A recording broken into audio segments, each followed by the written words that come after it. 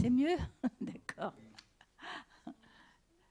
Je crois pas, non. Donc, pour aborder cette trajectoire, je pensais commencer par 3 citations d'Albert Memmi, prises dans 3 textes différents, les commenter et ensuite m'engager dans cette très longue trajectoire, parce que c'est quand même des dizaines et des dizaines d'années d'écriture, d'essais, de romans.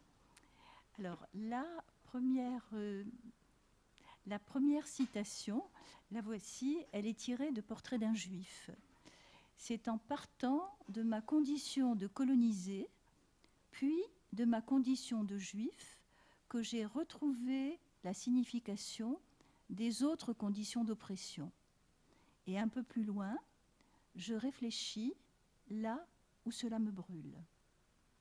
Donc, cette piste concerne sa capacité d'analyse et de conceptualisation à partir d'une expérience propre, une analyse qui, dans tous les cas, a l'ambition de rendre le réel, le vécu, lisible et décodable.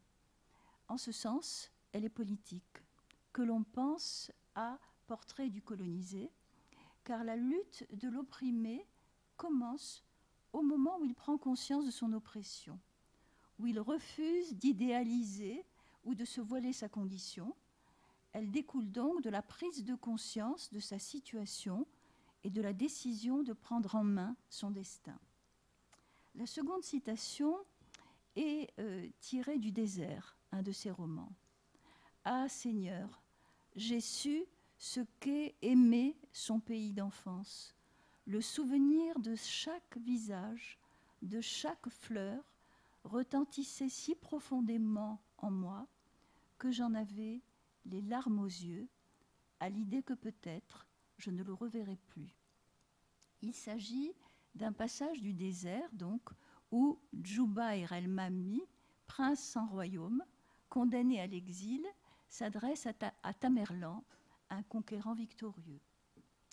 Cette seconde citation traduit la nostalgie que suscite l'exil, mais aussi dans le roman la liberté qu'il procure, à laquelle peut-être on ne pense pas suffisamment. Et Memmi est peut-être un de ceux qui a su dire à la fois la douleur et la richesse de l'exil. Comme on le verra, la réflexion sur l'exode traverse toute l'œuvre d'Albert Memmi dès 1956, c'est-à-dire la date de l'indépendance de la Tunisie. Il assume donc un rôle qui est le rôle de témoin, de conscience spectatrice face au départ des Juifs de Tunisie, ceux qu'il appelle désormais les miens. Je parlerai pour les miens. Mais aussi, il témoignera des conditions ambiguës de ce départ et du silence qui l'entoure. Car ce qu'il a compris, c'est la capacité, la légitimité, on pourrait presque dire la nécessité pour la littérature d'écrire l'histoire des minorités qui trop souvent passent par les pertes et profits de la grande histoire. La troisième citation est tirée d'un entretien.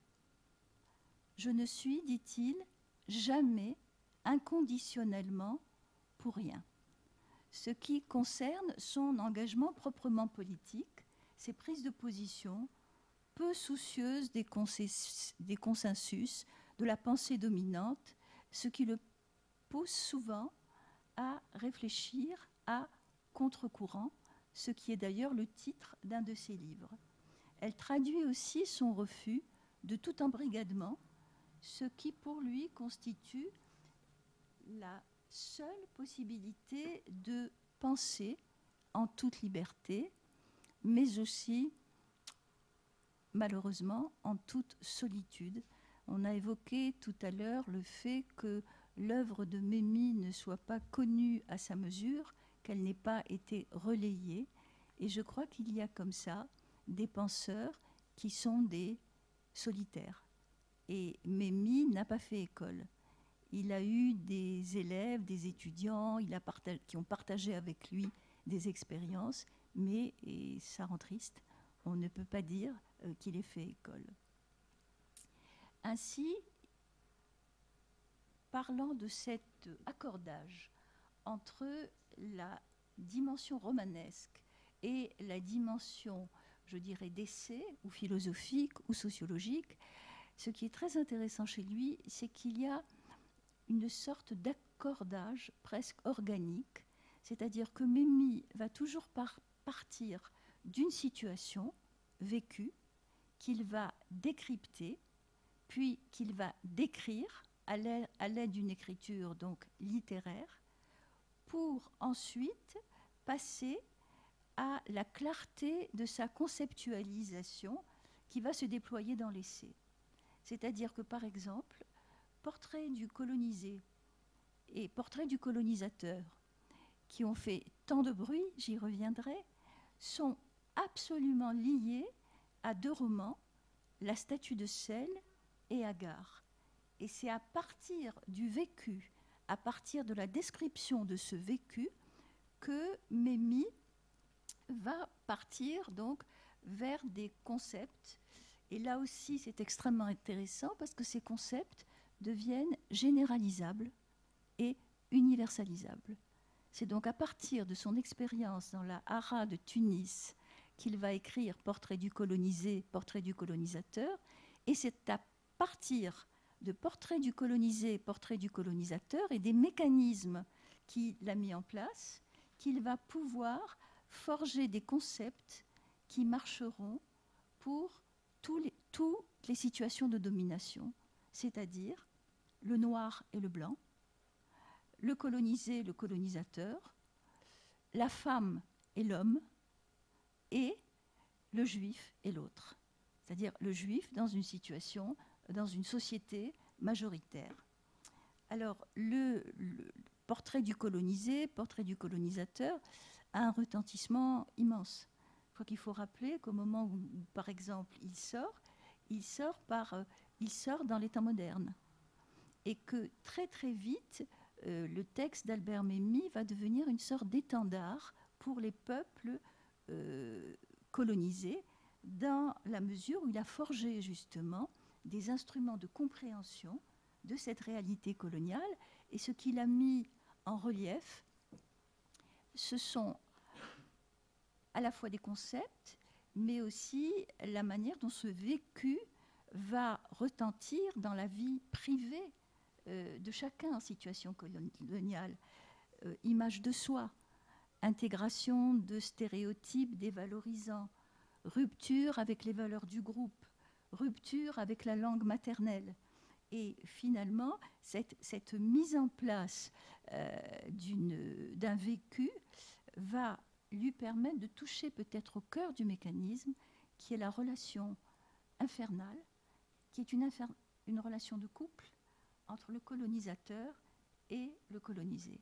C'est-à-dire que dans ces situations de domination, ces situations d'oppression, on est toujours deux. Alors ce qui est intéressant, c'est qu'il va utiliser les mêmes outils d'analyse à la condition juive. Se penchant sur l'oppression, pour lui, la situation du juif n'est ni une élection, ni un choix religieux, c'est une condition d'oppression. Ce qui fait d'ailleurs que beaucoup de juifs lui reprocheront de donner une définition, disons, aussi peu glorieuse. Il applique ces outils à son propre groupe, et je pense qu'il faut dire quand même que là encore il innove, parce que c'est une pratique très peu usée parmi les sociologues. De Marcel Mauss à Durkheim, où ils ne se sont jamais attaqués à leur propre groupe. Et donc c'est là un pari relativement risqué. Et Portrait d'un juif, donc, va paraître en 1962. Malgré toutes ces précautions, il écrit bien Portrait d'un juif, et non pas Portrait du juif. Le texte va susciter une très grande hostilité, et en particulier en milieu juif. D'abord, en 1962, le titre est ressenti comme provocateur. Par une sorte de consensus, par une sorte d'accord tacite, le mot juif ne circule plus dans la culture française. Après l'épisode de la Seconde Guerre mondiale, C'est comme s'il y avait un accord entre juifs et non-juifs pour évacuer ce mot. Donc déjà, Portrait d'un juif arrive comme un pavé dans la mare. Deuxième reproche qu'on lui fait, c'est d'étaler sur la place publique les traces, les blessures, les aliénations de cette condition de juive. Et ce que Memmi découvre et qu'il démontre, c'est que très souvent, les victimes veulent qu'on parle du mal qui leur a été fait. Mais ce qu'elles ne supportent pas, c'est que soient mises en lumière les traces, les blessures, les déformations que cette condition a créées chez eux. Et donc, finalement, Memmi, c'est la première, mais pas la dernière fois, va se mettre tout le monde à dos. Cependant, dans l'étude de cette condition, il va forger des outils d'analyse, encore une fois, et des concepts qui nous servent jusqu'à aujourd'hui. Ces concepts séparaient donc cette approche du judaïsme en trois termes, en trois éléments. Le judaïsme, ensemble des doctrines, des corpus, des prescriptions liées à la tradition. Judaïcité, ensemble des personnes juives, une sorte d'approche démocratique. Et enfin, judéité, ce qui est le sentiment intime d'appartenance au judaïsme, une manière d'être juif que chacun de nous peut exercer en dehors des communautés, en dehors des liens religieux. Et ce concept aura une très longue carrière, puisque nous vivons dessus. Et ce qui me navre, une fois de plus, c'est qu'une partie des gens qui l'utilisent, y compris des philosophes connus, reconnus, par exemple Finkielkraut, pour ne citer que lui, ne rendent jamais à César ce qui est à César. C'est-à-dire que ce terme de judéité est victime, en quelque sorte, de sa pertinence, et nous l'utilisons comme s'il avait toujours circulé parmi nous pour définir le rapport du juif à son identité. Très vite, donc, les titres des essais vont se succéder. Après Portrait d'un juif, donc, 1962, qui décrivait une condition opprimée, la libération du juif, cette fois-ci c'est bien, non pas libération d'un juif, mais libération du juif, fait entrevoir une issue positive. Et cette issue positive, pour Memmi, c'est l'existence d'Israël, qui est la seule réponse possible à ces contradictions, à ces déchirements, au fait de n'être finalement nulle part à sa place. Alors il me semble aussi qu'il faut insister sur ce fait, parce que l'engagement de Memmi par rapport à Israël s'exprime très tôt, avant l'engagement de la majorité des Juifs de France. Si Memmi se déclare sioniste, et il se déclarera toujours sioniste en 1966, la majorité des Juifs de France, ou en tout cas une grande partie, basculera après la guerre de 67. Et donc, une fois de plus, nous voyons qu'il y a là une pensée qui a une coudée d'avance. Suivent deux autres livres, L'homme dominé en 68 et La dépendance. Alors, la dépendance, je ne vais pas m'attarder là-dessus parce que c'est très théorique, mais on pourrait dire que si on voulait réunir la pensée de Memmi, la pensée globale, sous un chapeau, ce serait celui de la dépendance. Parce que ce que Memmi décrit, explique, c'est qu'il y a des formes de dépendance que nous connaissons, que nous reconnaissons. Par exemple, la dépendance à la drogue, la dépendance à l'alcool. Et il y a une série de dépendances que nous ne reconnaissons pas. La dépendance au groupe, la dépendance aux institutions, la dépendance aux valeurs d'un groupe.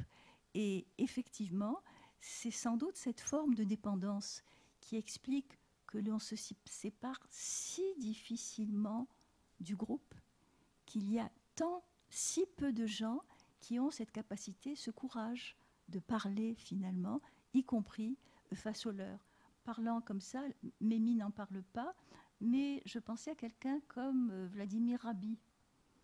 Et je crois que la capacité justement de Rabbi, c'est à certains moments se déprendre de l'habitus de pensée commun et d'arriver à se poser en face.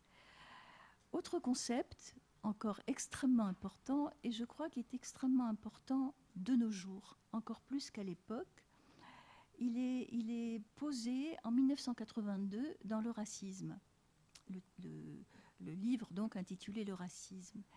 Et Albert Memmi développe le concept d'hétérophobie, qui est si opératoire dans les temps que nous vivons. C'est-à-dire, voici comment il le définit, le refus d'autrui au nom de n'importe quelle différence.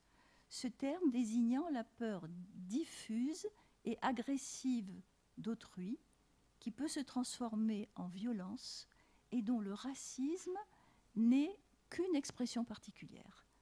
Et je crois que dans la société déchirée où nous vivons, à côté de toutes ces haines domestiques, le terme d'hétérophobie est infiniment plus explicatif que le terme de racisme, ou ce qui ne veut pas dire que ça n'existe pas. Mais par exemple, j'y reviendrai, je crois que pour expliquer le départ des communautés juives loin des lieux où elles ont vécu pendant des siècles et des siècles, il me semble qu'à sa suite, on peut dire que le terme l'analyse de l'hétérophobie est extrêmement pertinente parce que ce qu'il explique, c'est que c'est l'incapacité des jeunes nations, des nations récemment formées, à supporter de l'autre. Ce qui veut dire que les Juifs devront partir, mais ça veut dire aussi que les Berbères ne verront pas leur langue reconnue. Il me semble que dans ce cas-là, le terme nous permet une approche peut-être moins univoque que simplement le terme d'antisémitisme. Il y aurait beaucoup à dire sur l'antisémitisme en pays musulman. Et je crois que cette notion-là nous permet en tout cas d'éviter certains contresens. Alors parallèlement à cette œuvre théorique et en même temps, il continue son œuvre romanesque. Et ce que l'on peut dire, je crois, c'est qu'il y a une vraie césure entre les romans écrits avant l'indépendance, pour faire vite, La Statue de sel et Agar, qui sort 2 ans après et qui en est pratiquement le prolongement, des romans où, je vais peut-être en reparler tout à l'heure, où nous avons des personnages qui étouffent dans des sociétés à la fois coloniales, mais aussi dans leur propre société juive, qui ne rêvent que de partir, qui ont l'impression que le monde est immense, que la culture européenne les attend, que rester dans cette matrice, dans le Mela ou dans la Hara, c'est étouffé, donc ils ne rêvent que de départ. Et puis, entre-temps, en 1956, il y a la décolonisation et il y a le départ. Et à ce moment-là, dans les romans qui suivent, qui sont Le Scorpion, Le Désert et Le Pharaon, nous allons avoir une perspective absolument inversée, c'est-à-dire que ceux qui rêvaient de partir, ceux qui trouvaient le pays où ils se trouvaient étouffant, qui avaient l'impression de vivre une condition impossible, ceux-là vont regarder en arrière. Rappelez-vous La Statue de sel, le premier roman d'Albert Memmi, c'est justement le roman où il ne faut pas regarder en arrière. Or là, les 3 romans sont des romans à la fois de la nostalgie, pas seulement. Je parlais tout à l'heure de son rôle de témoin. Memmi sera le témoin de ces cultures et de ces civilisations qui ont disparu en quelques décennies, ce qui, moi, me plonge encore dans une sorte de stupéfaction. C'est-à-dire que nous savions que les cultures pouvaient disparaître le long des siècles, mais que des cultures puissent s'évanouir dans le temps des hommes en quelques décennies, c'est quand même un phénomène difficile, je ne dis pas à comprendre, mais à intégrer, surtout quand on en a fait partie. Et donc Memmi est là à poser ces questions. Et une première remarque quand même, avant de passer au deuxième groupe, je dirais, de romans. Je voudrais m'attarder un tout petit peu sur la statue de sel, sur la force d'un roman comme La statue de sel et sur la force de ce qu'il représente au moment de sa sortie. Et quand j'ai des étudiants jeunes, j'essaye de leur expliquer ce qu'a pu représenter ce livre, à une époque où il n'y avait pas dans les librairies de table pour parler des nouveaux romans juifs, à un moment donné où il n'y avait pas chaque année des thèmes qui étaient développés. Je veux dire que pour nous, moi je suis d'une génération peut-être un peu après, mais pour plusieurs générations, c'était comme un miracle. Avoir l'impression que la culture française, qui était la nôtre en même temps, nous renvoyait notre image. Que l'on pouvait avoir une forme de, comment dire, d'empathie ou même de se reconnaître dans un personnage qui s'appelait Alexandre Mordechai Ben Ilouche. Je vais y revenir. Nous trouvions naturel de nous reconnaître en Julien Sorel ou en Madame Bovary. Madame Bovary, c'est moi. Mais ce personnage-là, ces personnages-là, que l'on pouvait côtoyer dans les Mélas, que l'on pouvait côtoyer dans la Hara à Tunis, et qui représentaient pour les Juifs, je dirais, acculturés, qui représentaient une sorte de refoulé. C'était extraordinaire de les voir porter à la dignité du personnage romanesque. Et je crois qu'en cela, la statue de sel laisse une trace ineffaçable. En même temps, il n'est pas le seul.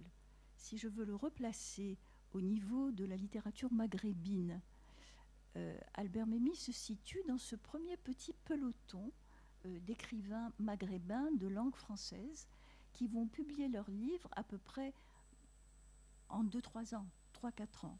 Je cite Mouloud Feraoun, le fils du pauvre, c'est 1950. Mohamed Dib, La Grande Maison, en Algérie, c'est 1952.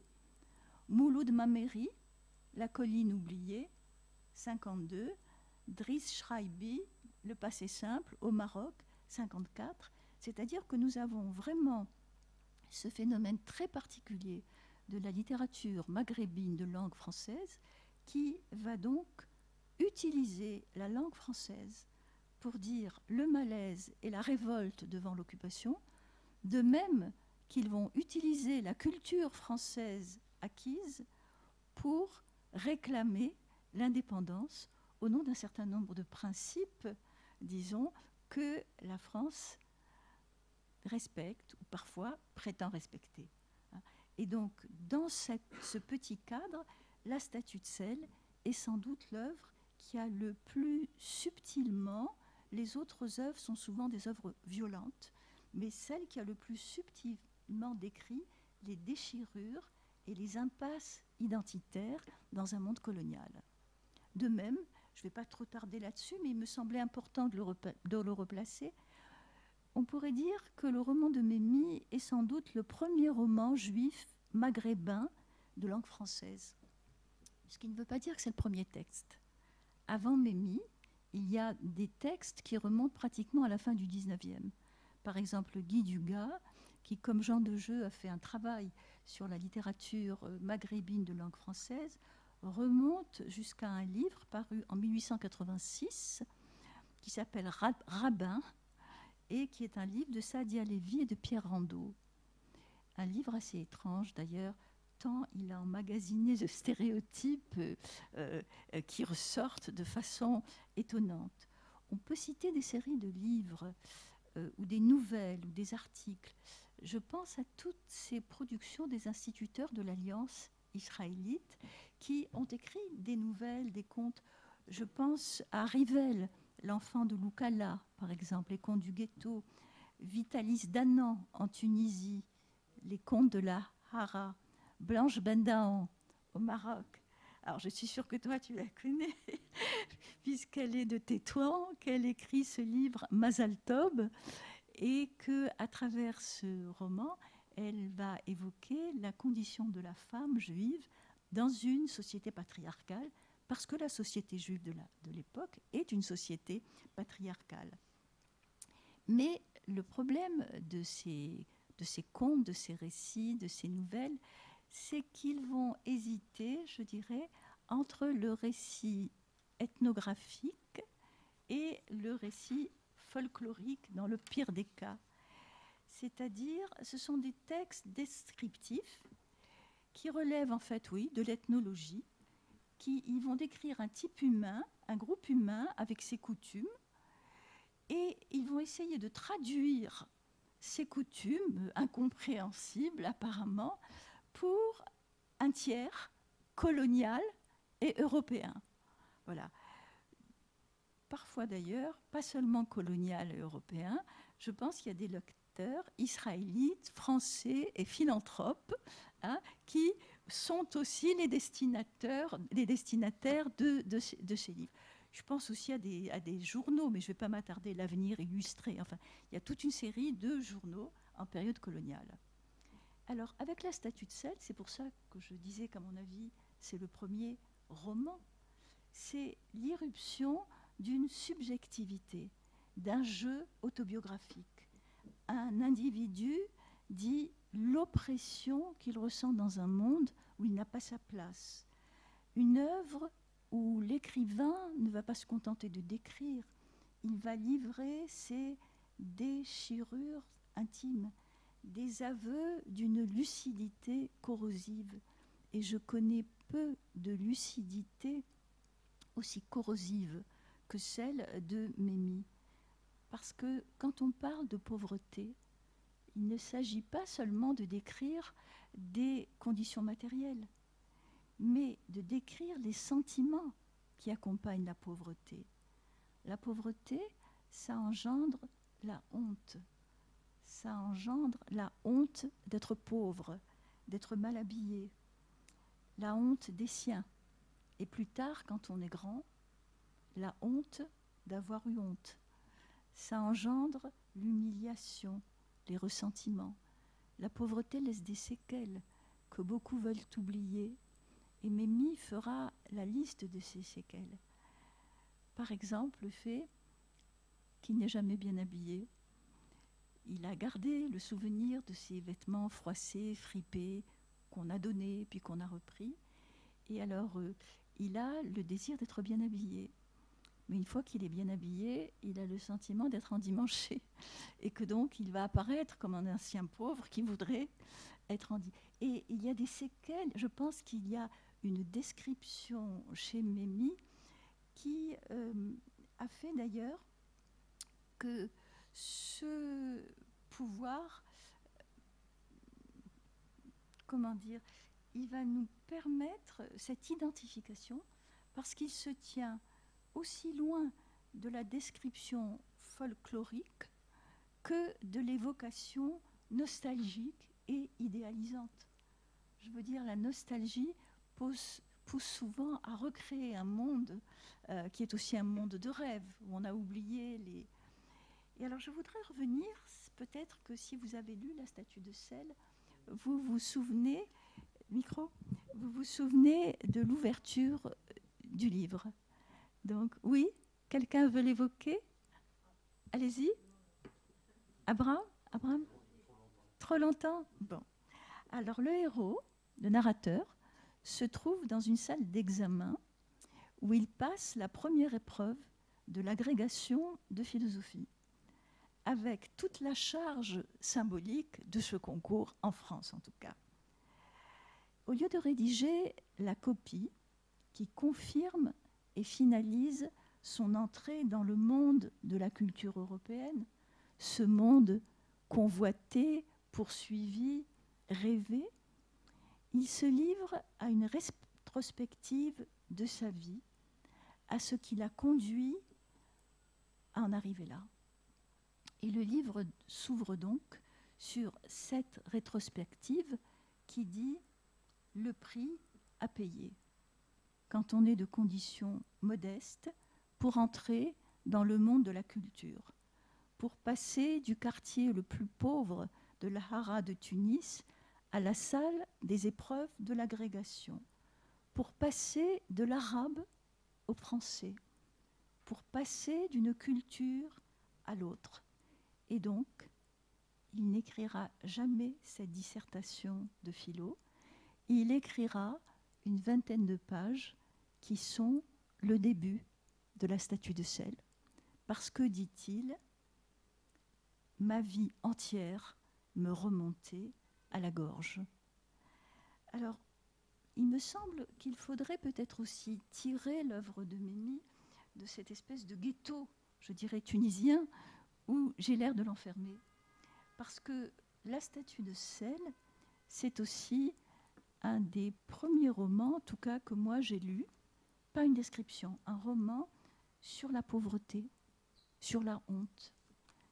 Entre-temps, j'ai lu les écrits d'Annie Ernaux sur la pauvreté. J'ai lu Le premier homme de Camus. Il n'est pas étonnant d'ailleurs que ce soit Camus qui ait fait la préface de la statue de sel. Et cette autobiographie d'un jeune homme en colère, donc qui raconte son récit, en même temps fait exploser les règles de l'autobiographie. Je vous rappelle que pour tous ceux, alors Memmi peut-être pas, mais Rousseau, on a tous lu, donc que quand on a lu Rousseau, on se souvient de cette affirmation de Jean-Jacques Rousseau, moi seul, moi seul, insistant sur le caractère unique de son destin, du moule sur lequel il a été fait, et après on a cassé le moule. Or c'est quelque chose d'extrêmement intéressant et de très répétitif. Dans les autobiographies de minoritaires, le récit n'est plus uniquement le destin d'un individu, il devient le destin du groupe. D'une certaine manière, chacun des membres de ce groupe minoritaire va se reconnaître dans la biographie d'un seul. C'est ce que disait d'une certaine manière Deleuze et Guattari quand il disait que l'autobiographie minoritaire est forcément politique. Et je dirais une expression comme ça un peu choquante, dans l'autobiographie des minoritaires, c'est un jeu qui dit nous. Et je crois que ceci nous donnerait une clé pour l'écriture, la littérature juive de langue française. Que ce soit Modiano, que ce soit Pérec, que ce soit Gary, que ce soit Memmi, le jeu dit nous. Et il y a toujours un groupe qui s'identifie complètement à ce récit. Mais en même temps, il reste valable pour les Juifs d'Afrique du Nord, certainement, mais pour les musulmans de Tunisie, pour les peuples colonisés. Et je m'arrêterai peut-être après cette entrée en matière, c'est-à-dire l'examen, sur la manière dont le livre est découpé. Le livre est découpé en 3 parties, dont la première s'appelle l'impasse. Alors je m'arrête un moment juste sur le titre. L'impasse, c'est un lieu clos, protégé, où il n'y a pas de voiture, et en même temps, c'est une voie sans issue, ce qui est bien la condition du narrateur. Alors, il y a des pages magnifiques chez Memmi, ce sont peut-être les seules pages sans déchirure, où il décrit le bonheur des très jeunes années, dans cette pièce unique et pauvre, où il habite avec ses parents. Et voici ce qu'il écrit. Sur le bonheur de mes jeunes années, j'aurais voulu écrire un livre, mais j'arrive à peine à balbutier ces quelques pages. Évocation du Shabbat. À 5 heures, dans la chambre, l'obscurité naissante trouvait un ordre neuf, la table chargée, recouverte de la nappe blanche brodée, la commode fleurie de narcisses jaunes, le grand bougeoir. La lumière aussi se faisait moins familière. lavés à l'eau chaude, peignés, habillés, nous attendions mon père. Et plus loin, de si loin, je souffre encore au souvenir du samedi matin. Toute ma vie, l'odeur amère et grasse des narcisses, leur fraîche explosion d'or dans le verre transparent seront riches de fêtes. Et je ne sais pas si vous avez lu certains des livres de Marcel Benabou. Le livre commence par « Jamais le soleil n'était aussi beau que le samedi matin ». C'est-à-dire que l'on revoit vraiment la nostalgie de cette vie juive réglée par les rythmes juifs. C'est donc le monde de l'enfance dans la passe Tarfoun, un monde clos, rassurant, mais il faut voir aussi que c'est une sorte, cette impasse, cette chambre, c'est une sorte de matrice à la fois identitaire et littéraire de l'œuvre, qui décrit le bonheur lié à un entre-soi, lié à la protection des figures de parents qui sont encore des puissances tutélaires. Reviendra dans cette première partie l'image de la grosse main du père bourrelier qui se pose sur la tête de l'enfant, qui le bénit et qui le rassure. Un monde où il n'y a pas de confrontation, ni linguistique, ni sociale. L'enfant ne sait pas encore qu'il est juif, qu'il est pauvre, qu'il est indigène. Il ne connaît pas encore la honte et l'humiliation qu'il va connaître plus tard. D'ailleurs, de livre en livre, dans l'univers d'Albert Memmi, les personnages ne se sentent bien que dans des espaces clos. Donc la rue, l'impasse de la rue Tarfoun, dans Le Scorpion, une espèce de chambre étrange, dans un immeuble qu'on ne voit pas de la rue et dans une pièce qu'on ne voit pas dans l'immeuble, qui est la pièce où vit l'oncle Maclouf, un vieux sage qui semble avoir recueilli toute la tradition de sagesse juive. Et dans Le Pharaon est mis en scène un archéologue très reconnu, mais il ne peut écrire ses livres que dans une sorte de cagibi qu'il a transformé en bureau. Et je crois que de livre en livre, effectivement, c'est cette espèce de marqueur spatial que l'on retrouve. Puis viendront les étapes de la rupture. Rupture sociale, puisqu'il apprend qu'il est pauvre et mal habillé. Confrontation avec la langue de l'autre, un phénomène absolument généralisé et clivant dans les situations coloniales. Il suffit de passer les frontières du quartier, les frontières dessinées par la langue, et il suffit aussi de s'identifier à la langue de l'autre. Un des épisodes qui a beaucoup marqué les lecteurs, surtout en situation coloniale, c'est l'épisode où l'enfant va en colonie de vacances et il est accompagné par ses parents qui donc sortent du ghetto de la Hara et qu'il voit pour la première fois dans l'autre monde, le monde des écoles de l'Alliance, qui pourtant n'est déjà qu'un intermédiaire entre ce monde-ci et l'autre. Je le cite, « Nous étions seuls dans une foule européenne répartie selon l'ombre des arbres en groupes joyeux. Plus encore que la mienne, la solitude de mes parents, intimidés et silencieux, me pinça le cœur. Je les vis pour la première fois, gauches, honteux d'eux-mêmes, tout leur prestige abandonné. Ils chuchotaient, probablement gênés de leur patois, qui m'apparut vulgaire et déplacé. » On a souvent parlé, beaucoup d'écrivains ont parlé de leur relation au yiddish. Yiddish devenu langue de mémoire est devenu l'ultime trace d'un monde détruit après la Shoah, mais qui, à l'époque, fonctionnait aussi comme une sorte de patois que les Juifs acculturés ne voulaient pas parler. Et ce mot de patois sera toujours utilisé par Memmi pour parler de l'arabe. Et on pourrait dire qu'une grande partie de son œuvre met en scène une confrontation malheureuse avec l'autre. Et ceci, j'en finirai avec la statue de sel, sur la description que le héros d'Albert Memmi donne de son nom. Je vous le lis. Il s'appelle donc, et Albert Memmi a fait fort, là, je dois dire, pour décrire cette condition déchirée. Donc le personnage s'appelle Alexandre Mordechai Ben Ilouche. Et voici le commentaire de Memmi, en tout cas du narrateur. Alexandre, claironnant, glorieux, me fut donné par mes parents en hommage à l'Occident prestigieux. Il leur semblait traduire l'image qu'ils avaient de l'Europe.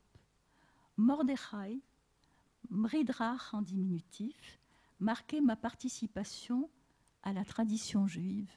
Et il ajoute, dans ce pays, Mridrach est si obstinément révélateur qu'il équivaut à clamer « Je suis juif » et plus précisément « J'habite le ghetto », « Je suis de statut indigène », « Je suis de mœurs orientales », « Je suis pauvre ». Et Ben Ilouche, fils de l'agneau, dans le patois berbère.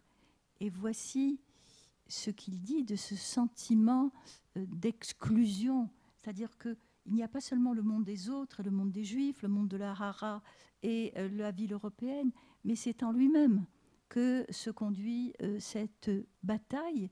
Et c'est une exclusion, une porte fermée, quelles que soient les bribes d'identité à laquelle il veut se raccrocher. Je cite, « Descendrai-je d'une tribu berbère que les berbères ne me reconnaîtraient pas, car je suis juif et non musulman, citadin et non montagnard. Porterai-je le nom exact du peintre, donc Memmi, que les Italiens ne m'accueilleraient pas, car je suis africain et non européen. Toujours, je me retrouverai, Alexandre Mordechai Ben Ilouche, indigène dans un pays de colonisation, juif dans un univers antisémite, africain dans un monde où triomphe l'Europe. Si je croyais aux signes, ne pourrais-je dire que mon nom renferme déjà le sens de ma vie? Comment faire une synthèse polie comme un son de flûte, de temps, de disparité? Mais le plus dangereux, le plus inconfortable, le plus douloureux peut-être, c'est cette évolution, ce processus qui fait que le personnage, peu à peu, va devenir étranger au sien. C'est cela la situation coloniale. C'est cet étrangement, ce processus d'étrangement face aux siens qui lui deviennent eux aussi radicalement autres.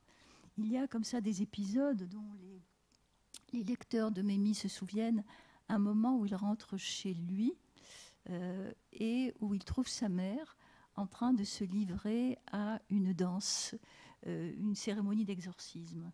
Et face à cette femme en transe, il ne reconnaît pas sa mère. Et il se sent devenu donc étranger. La religion de son père est devenue pour lui un fatras de superstition. J'ai pensé, en préparant cette intervention, j'ai pensé à une phrase de Pérec, qui est souvent citée.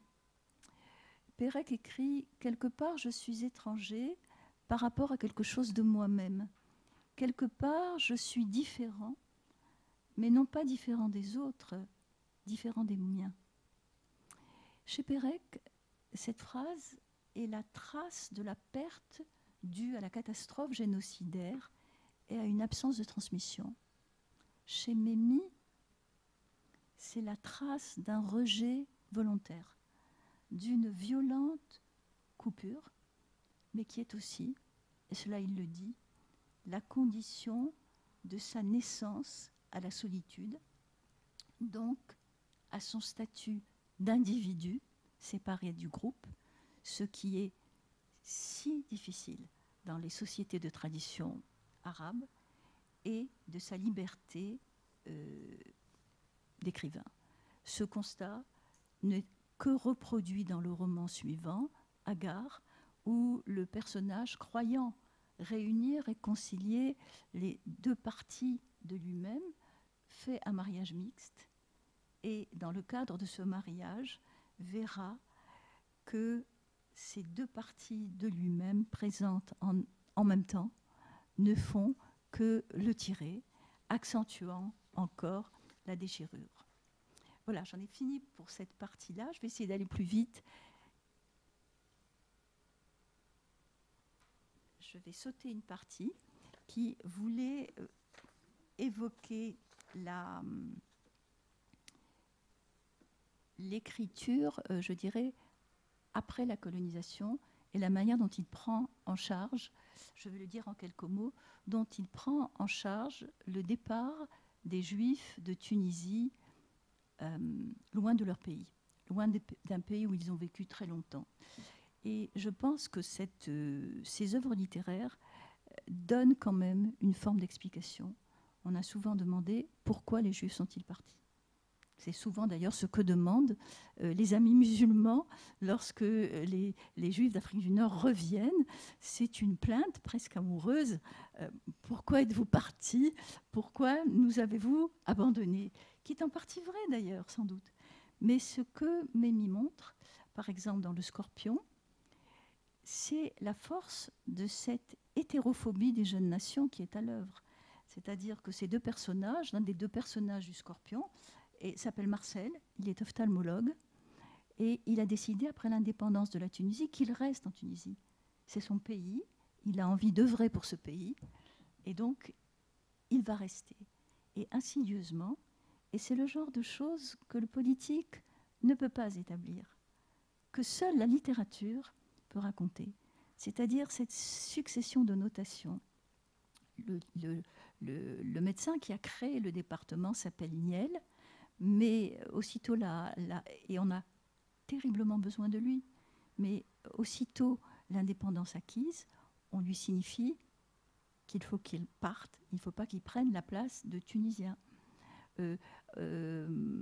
Marcel, qui est ophtalmologue, est traité avec beaucoup de gentillesse par ses collègues. Mais un beau jour, il y a comme ça une plaisanterie. Est-ce que c'est une plaisanterie? Pourquoi est-ce que tu ne viendrais pas avec une chéchia? Tu serais comme tout le monde. Il y a des gens à qui on n'a pas renouvelé la licence pour les commerçants. C'est-à-dire que, très difficile d'expliquer, les Juifs n'ont pas été chassés, en tout cas de Tunisie ou du Maroc, juste ils n'ont pas pu rester. Allez expliquer ça. Allez expliquer ça quand vous n'êtes pas Albert Memmi et que vous n'avez pas justement cette palette d'écriture.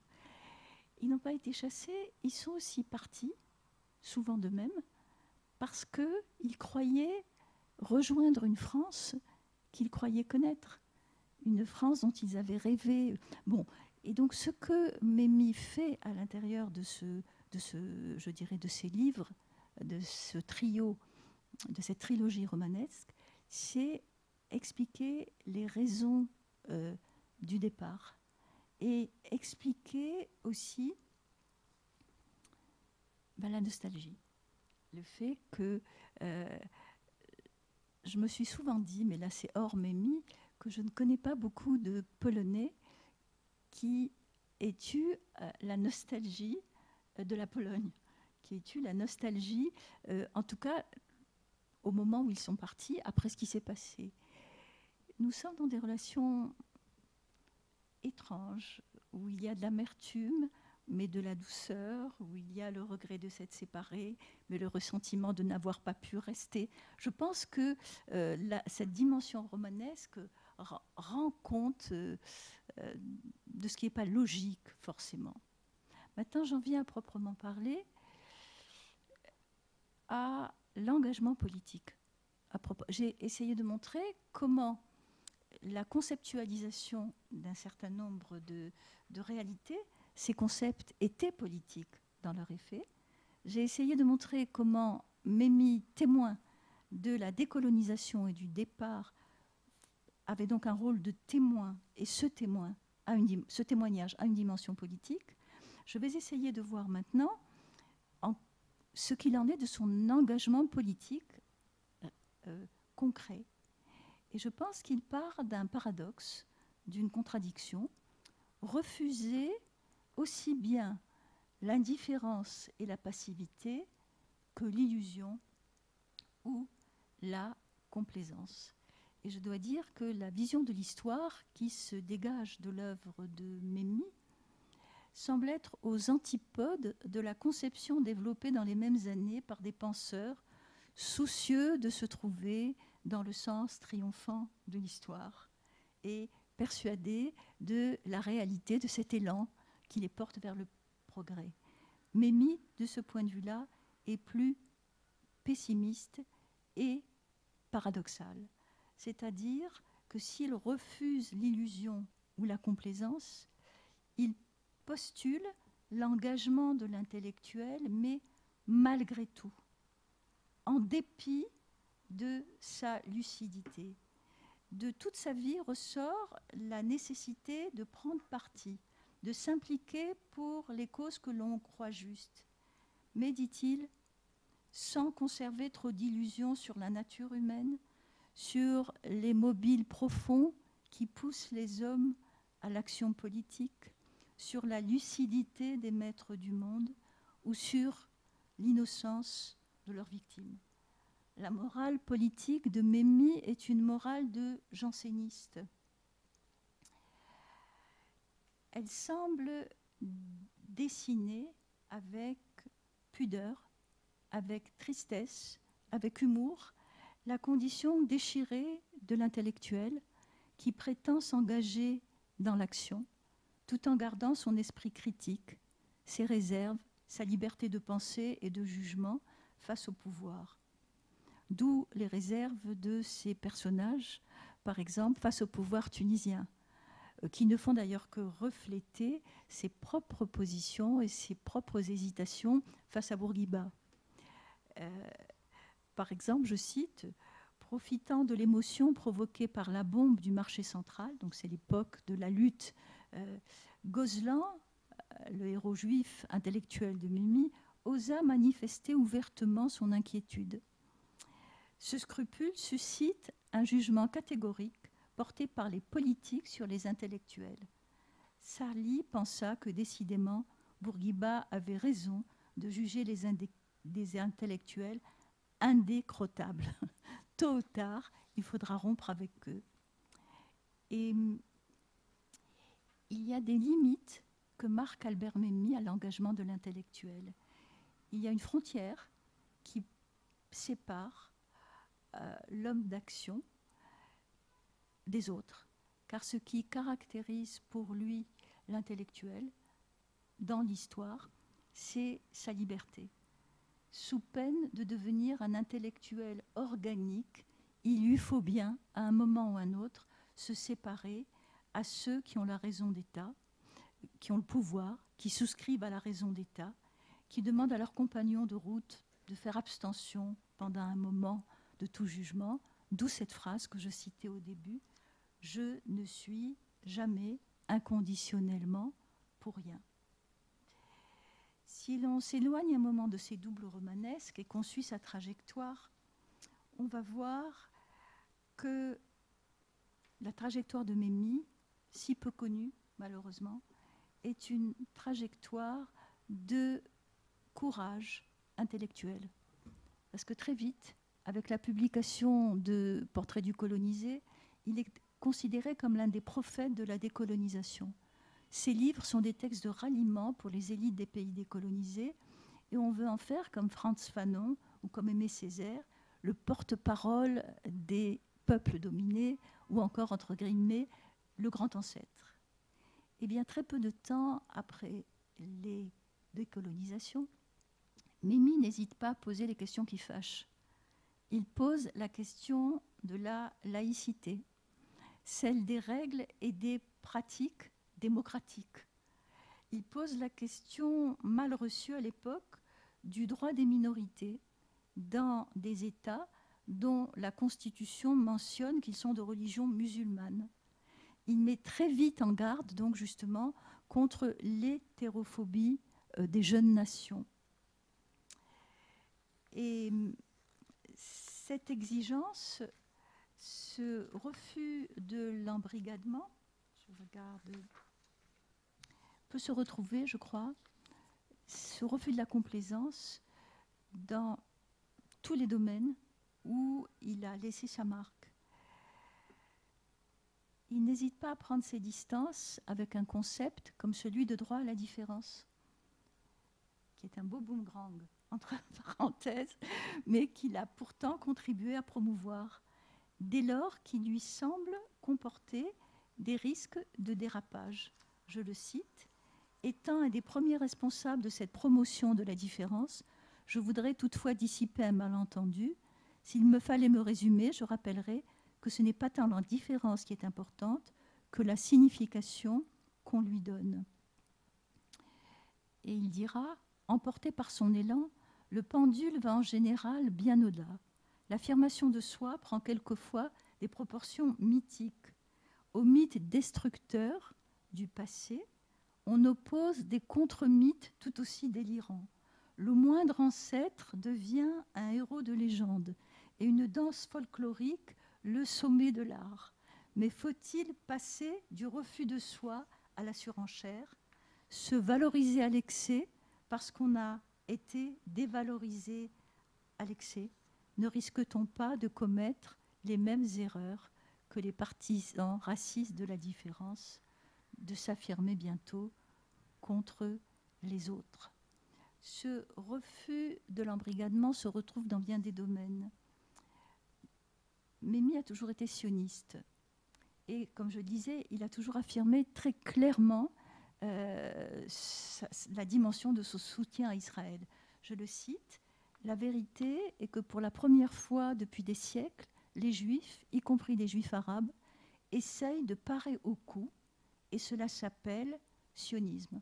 Pour la première fois, depuis la destruction de l'État juif, les Juifs utilisent la réponse nationale, et cela s'appelle Israël. » Mais malgré sa défense de l'existence d'Israël, il prend position très clairement face aux problèmes qui déchirent le tissu social israélien. Il dénonce les préjugés contre les séfarades et les orientaux, et cela à un moment où en diaspora, le silence est de rigueur. Ainsi, j'ai toujours plaisir à citer ce texte. Dans un texte intitulé « Justice et Nation », il réagit très vigoureusement à la fameuse interview donnée par Golda Meir au Monde, où elle parlait des orientaux sortis des grottes, utilisant leurs baignoires comme des potagers et leurs pyjamas comme des drapeaux. Un texte qui conclut ainsi « Ce respect des différentes ethnies, cette lutte contre la domination d'une ethnie par une autre, cela aussi s'appelle le socialisme. » Dans le même texte, encore une fois sioniste, il prendra position sur le problème palestinien. Et ce que je crois important de dire, c'est qu'il ne le fait pas à Paris ou dans un journal parisien, mais dans un discours prononcé en Israël en 1972, Congrès sioniste de Jérusalem. Je le cite, certains, c'est vraiment, rien n'a changé, donc je le cite, certains Israéliens ont fini par penser qu'ils sont seuls à pouvoir décider, à croire que les choses finiront par se tasser avec le temps. C'est là une erreur grave, parce que, là encore, nous assistons à un réveil national. Si l'on admet que les revendications nationales de notre époque sont tenaces, comme je le crois et je le répète, alors il ne faut pas s'aveugler sur le sens de l'agitation des Palestiniens. Tôt ou tard, il faudra considérer leur dimension nationale. Et il ajoute, il faut en somme une patrie à chacune des deux parties, même s'il ne définit pas exactement.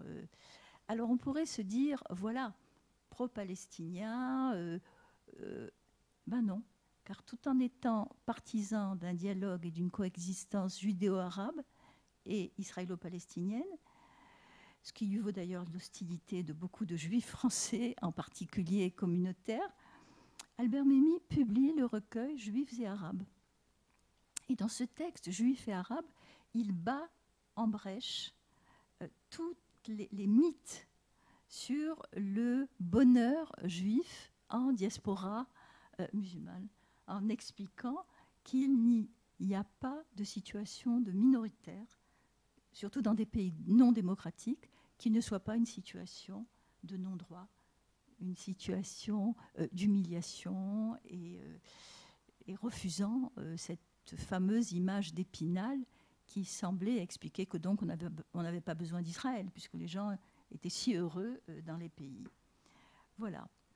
Lorsque les anciennes victimes, les peuples anciennement colonisés, pensent avoir acquis leur statut de façon inamovible. Et ils pensent qu'ils les préservent magiquement de tout danger d'injustice. Mémé, une fois de plus, refuse de suspendre le jugement. Voici la phrase donc, que je lis, qui me semble prouver qu'il est absolument conscient des risques qu'il prend en étant finalement jamais là où on l'attend. Il faut être bien imprudent pour s'aventurer dans ces zones où s'entremêlent la peur et l'espoir, où les constructions apparentes de la raison s'appuient sur des fondations qui plongent dans l'inconscient collectif et dans l'histoire. Là est la seule voie juste, pourtant, la plus digne, assurément. Tout homme épris de vérité doit être un chasseur de mythes, quels que soient les dangers qu'il affronte. On peut se dire quel peuple est digne de la vérité, quel peuple la supporte, et si les gens ne la supportent pas, pourquoi m'obstinerais-je à leur en parler? Mais est-ce bien là respecter son peuple? Voilà. Donc, si vous le voulez,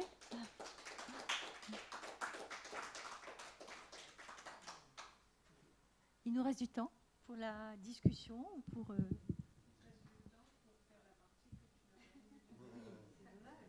J'aurais bien aimé qu'on en parle. Non, qu'on parle. À moins que vous n'ayez. Parce qu'il me semble que c'est une vraie question. Qu'est-ce qui fait que cet homme. Bon, on a reçu beaucoup d'honneur, on va non plus le transformer en Cendrillon. Le micro, parce que sinon. Je me disais, qu'est-ce qui fait que cet homme est si peu reconnu aujourd'hui? Je disais, ceci dit, il a reçu beaucoup d'honneur. Et je ne voudrais pas le transformer en petite Cendrillon, mais il me semble que c'est quand même un penseur très conséquent du XXe siècle juif, et je n'entends pas d'écho. Oui? Je lui ai consacré dans l'exposition sur l'apport des cultures juives à la France, je lui ai consacré un panneau entier. Et je suis très contente, à côté des grands de la littérature française. Il est là, il trône, et je pense qu'il a sa place.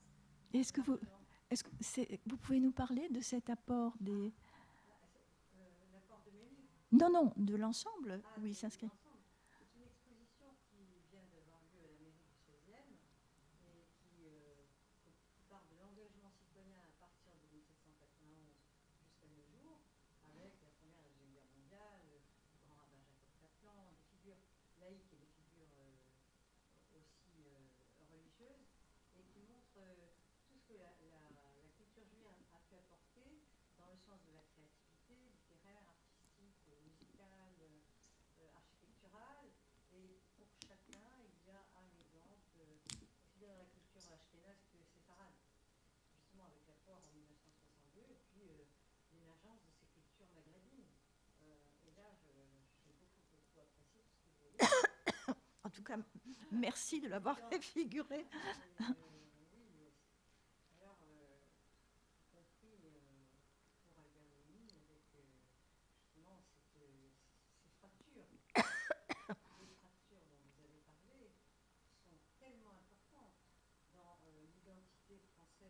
Globale.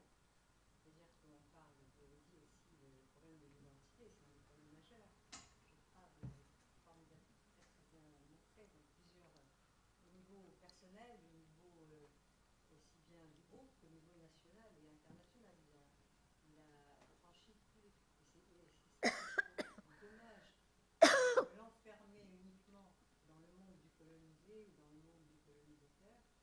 des colonisateurs. C'est un peu dommage parce qu'il y a cette dimension littéraire que vous avez montrée. Merci. Abraham? Non, mais d'abord, tu as parfaitement raison. On ne peut même pas parler, dans le cas de Mémie, du purgatoire traditionnel des écrivains après un moment où ils ont été célèbres, parce que je crois qu'il n'a même pas connu tout à fait ce moment. Il y a eu en effet une nouveauté, voire de scandale, les premiers essais sur la colonisation, mais après, on n'entend plus beaucoup parler, alors qu'il est notre contemporain. Enfin, Tout le monde croit qu'il est mort. tout le monde croit qu'il est mort, il a 99 ans. Hein, Il va avoir 30 ans. Là. il va avoir 100 ans. Oui. Mais il est très étudié Voilà. quand même en Tunisie. En revanche, bon, je crois que tu as donné les raisons de ce désamour, à la fois de ceux parmi les juifs à qui il déplaisait parce qu'il a rappelé un certain nombre de vérités, et de ceux parmi les peuples anciennement colonisés à qui il rappelait également un certain nombre de vérités qu'il ne voulait pas entendre. Mais justement à cause de ça, je me dis que c'est peut-être le moment, il est notre contemporain absolu et nécessaire en ce moment. Toute chose inégale par ailleurs, c'est un peu comme la querelle entre Sartre et Camus, dont on sait aujourd'hui que Camus est sorti vainqueur. Voilà, littérairement, je crois, mais surtout quant au contenu de ce qu'il nous apprenait. Eh bien, je crois que c'est un peu pareil pour Mémie. Ce que Mémie a dit dans les années 50, 60, 70, 80, on aurait intérêt à l'entendre aujourd'hui, à l'entendre des deux côtés de la Méditerranée, voire des trois côtés si on pense à Israël. Ce qui veut dire que tu penses que le temps de Mémie est à venir. Oui, en tout cas ça en vaudrait la peine. Nous trouverions certainement de quoi faire notre miel aujourd'hui. Ce n'est pas le cas forcément de tous les écrivains qui ont connu comme ça. Alors l'écriture de Mémie peut-être est littéraire, romanesque, que Mémie est un peu daté. Voilà. Mais, je vais peut-être essayer juste, pour te répondre un peu, Marie-Brunette, de revenir sur les trois textes que j'ai zappés, justement du point de vue littéraire. Je pense que la dimension sociologique de l'œuvre de Mémie a fait de l'ombre à son œuvre littéraire, ou alors l'œuvre littéraire, les gens ne connaissent que la statue de sel, qui est une œuvre littéraire quand même très réaliste, en quelque sorte, très proche d'un... Alors que le reste de son œuvre littéraire, c'est un bijou. Je pense qu'un livre comme Le Désert est une sorte de conte voltairien qui aurait la grâce des contes des Mille et une nuits. Ça se passe dans un Maghreb absolument imaginaire. Le personnage, sa centrale, alors là il faut s'arrêter quand même, s'appelle Djoubair el-Mammi. Vous ne serez pas sans remarquer que Al-Mammi, c'est quand même très proche de Mémie. Et ce personnage est un écrivain, un prince écrivain, surnommé dans la cour donc, de ce Maghreb lointain, gentilhomme du Paraf. Donc on peut traduire tout simplement par écrivain. Et non seulement il y a cette proximité où il s'amuse, en fait, c'est un conte sur l'Orient, c'est une écriture magnifique, mais parfaite, vraiment, où il s'amuse, mais ce n'est pas du pastiche, il reproduit quelque chose. Mais le modèle historique de Djoubair el-Mammi, c'est Ibn Khaldoun, c'est-à-dire un des plus grands, non seulement historiens, mais sociologues. Ibn Khaldoun est un des premiers sociologues que l'on trouve dans le monde de l'Antiquité. Et c'est une manière de s'amuser des enfermements identitaires. On est tout le temps dans une inversion. Si Mémie, c'est Djoubair el-Mammi, si Djoubair el-Mammi est un prince qui va d'exil en exil et que c'est lui qui représente l'exil juif à travers les siècles, Alors, où sont les barrières identitaires? Où est cette haine qui est censée opposer les uns aux autres? De la même manière, toujours dans le même roman, vous trouverez un personnage qui s'appelle Al-Kahin. Ce personnage, Al-Kahin, est un berbère combattant qui a essayé de s'opposer à l'arrivée des musulmans, puisque, voilà, puisque Mémie affirme que les Juifs étaient sur ces terres bien avant l'arrivée des musulmans. Mais ce Al-Kahin est devenu un homme. C'est-à-dire que le mythe de la Kahena est en gros, il s'amuse. C'est une sorte de plaisir du texte extraordinaire où on reconnaît tous les... Et en même temps, frappé du coin d'une extraordinaire nostalgie. C'est la première citation dans Le Scorpion, puis je ne vais pas aller plus loin. Le Scorpion est, à mon avis, le modèle du Scorpion, c'est Gide et c'est les faux monnayeurs. Et j'ai rarement lu une réflexion aussi pointue sur une méditation sur l'écriture. Il y a un jeune, ce fameux ophtalmologue auquel on voulait faire porter une chachia, Marcel Mémy, tombe sur un roman que son frère, qui est un romancier, n'a pas fini. Et le frère s'appelle Emilio Mami, et toujours on est dans un jeu de double, et il est un peu éberlué parce que il lit les passages qui évoquent leur enfance commune, et puis il appelle ses propres souvenirs à la rescousse, et il se dit mais qu'est-ce qu'il a fait avec notre enfance commune? Et d'une certaine manière, on est dans l'atelier de l'écriture. C'est-à-dire, on voit la transmutation, ce que la littérature peut donner comme transmutation d'une expérience historique. Et cet homme qui est ophtalmologue, donc Marcel, ne comprend rien à la situation qu'il vit, donc ne voit pas cet ophtalmo myope politiquement. Et il finit par comprendre, au moment où il partira, parce qu'il partira comme les autres, que les fantasmes, les affabulations, les exagérations présentes dans l'écriture du frère, en vérité, et à un autre niveau, c'était ça la vérité. Mais une vérité qu'il ne pouvait pas voir. Voilà, c'est juste pour répondre sur la dimension d'écriture. Et il n'est pas reconnu comme écrivain non plus. Brigitte, toi qui travailles sur le racisme, hétérophobie. Non, sur parce que moi je l'ai vu l'an dernier, on lui a remis on lui a fait un hommage, je crois que c'était à la mairie du 16e, j'étais assez impressionnée et j'ai tout de suite pensé à ça, c'est-à-dire pourquoi cette non-reconnaissance. En fait, je la connais, je crois qu'on la connaît. C'est quand même l'histoire des séfarades, qui sont trop arabes pour être reconnus au niveau académique, enfin voilà, et qui sont trop juifs pour être du côté de la réflexion des coloniales. Enfin, c'est quand même un truc. Je trouve ça très massif et très peu dit. Je ne sais pas comment dire. Bon, il y a eu des grandes révoltes en Israël, il y a des raisons bien sûr. Mais en France, c'était beaucoup plus insidieux et ça continue d'une certaine manière. Je me souviens d'un échange entre Hélène Sixou et Derrida. Je disais, bon, on ne peut pas en parler, mais en gros, il faut que j'aille en Amérique pour être connue. Il y a des choses comme ça.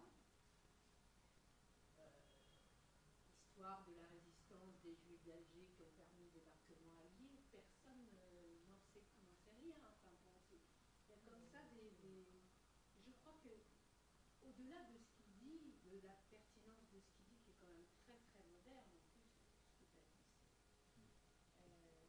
il y a cette histoire-là, quoi, qui est une histoire.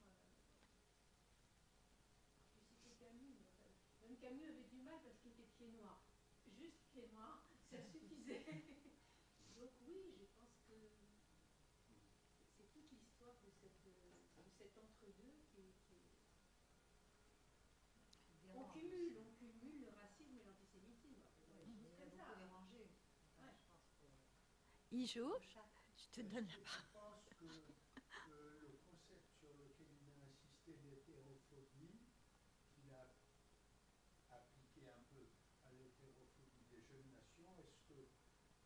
peut, compte tenu de ce qu'il a écrit, aider, est-ce que ce concept peut aider à la compréhension de l'émergence des populismes qui sont vraiment mais qui ne sont pas l'hétérophobie des jeunes nations, mais c'est plutôt des vieilles nations, mais ça reste le concept majeur d'hétérophobie. Qu'est-ce que tu en penses? Ah oui, je suis tout à fait d'accord. Je pense que ce concept d'hétérophobie a le grand avantage, parce que très souvent les luttes pour l'égalité ou contre la discrimination sont obligées de se répartir en fonction de l'identité des discriminés.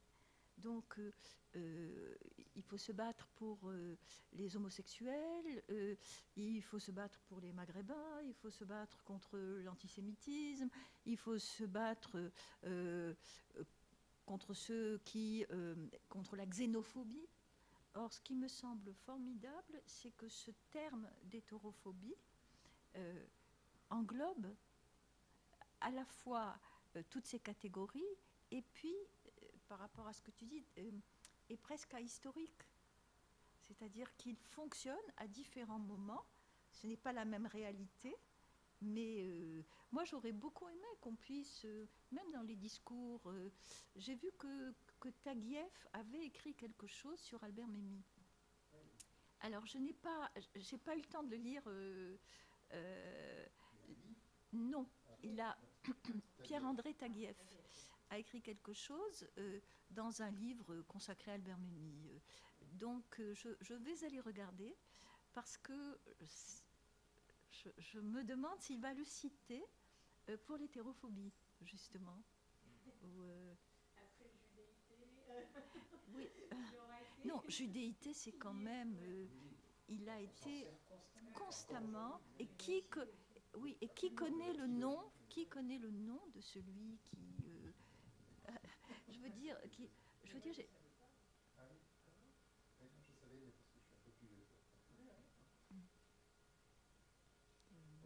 mais ça aussi c'est classique. On pille régulièrement les femmes. Mais là, la limite, c'est la consécration. C'est un concept qui est devenu tellement opérateur, tellement universel, qu'on ne se souvient même pas que quelqu'un l'a inventé il n'y a pas de temps. Et maintenant, je pense malheureusement qu'il va y avoir une guerre qui s'engage autour de Albert Memmi. Non pas qu'il soit, comme tu disais, peut-être le moment est venu où il va être connu, mais surtout, il va être, à mon avis, récupéré. C'est-à-dire que quand Memmi écrit Juif et Arabe, c'est une réaction contre ces positions. Les Juifs vivaient dans un paradis, donc pourquoi sont-ils partis?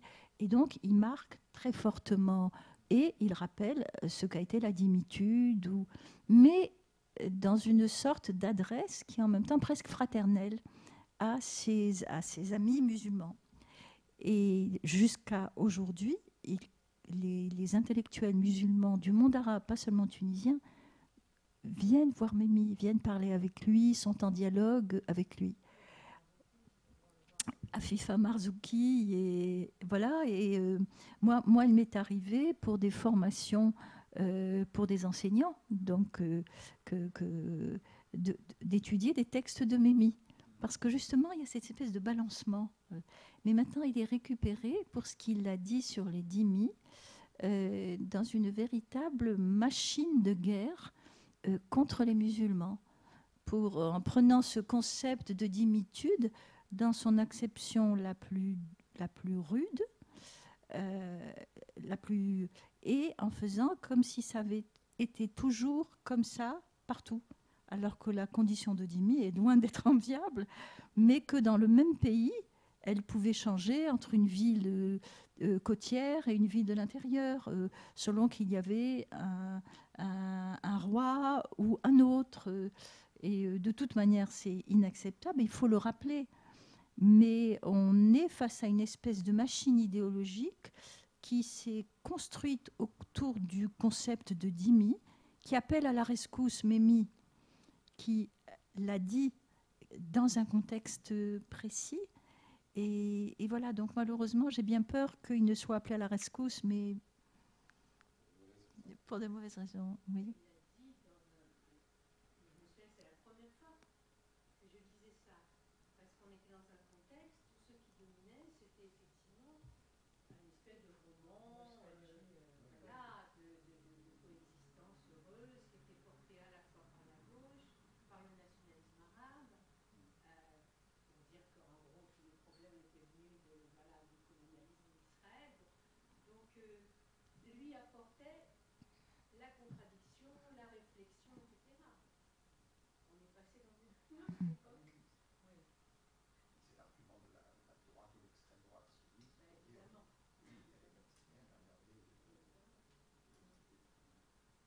Peut-être que la nostalgie a changé de sens.